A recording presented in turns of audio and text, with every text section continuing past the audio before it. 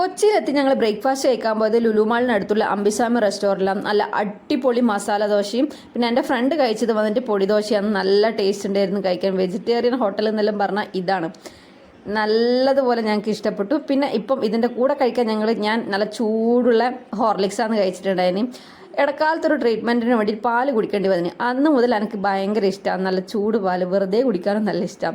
പിന്നെ വന്നിട്ട് നമ്മൾ വെറുതെ ലുലു മാളിലൊന്നും എല്ലാവരുടെയും ഒന്ന് കണ്ണോടിച്ച് കുറേ നടന്നിട്ടുണ്ടായിരുന്നു. ഇവിടെ എവിടെയും ഇരിക്കാനൊരു സ്ഥലമുണ്ട്. എല്ലാവരുടെയും ക്യൂവും തിക്കും തിരക്കായിരുന്നു.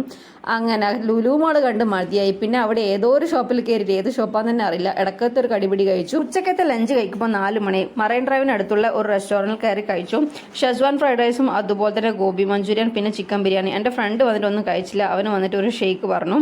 ഷേക്കല്ല, ഐസ്ക്രീം ഷേക്ക് ആയിരുന്നു. അങ്ങനെ അത് കഴിച്ച് കഴിഞ്ഞിട്ട് നേരെ മറൈൻ ഡ്രൈവിൽ പോയിട്ട് കുറച്ച് നേരം ഇരുന്നപ്പോഴാണ് നല്ല മഴക്കാർ വന്നു. കൊച്ചി പോയിട്ട് പെരുമഴയിൽ മുങ്ങിയിട്ട് അവ തിരിച്ചു വന്നു.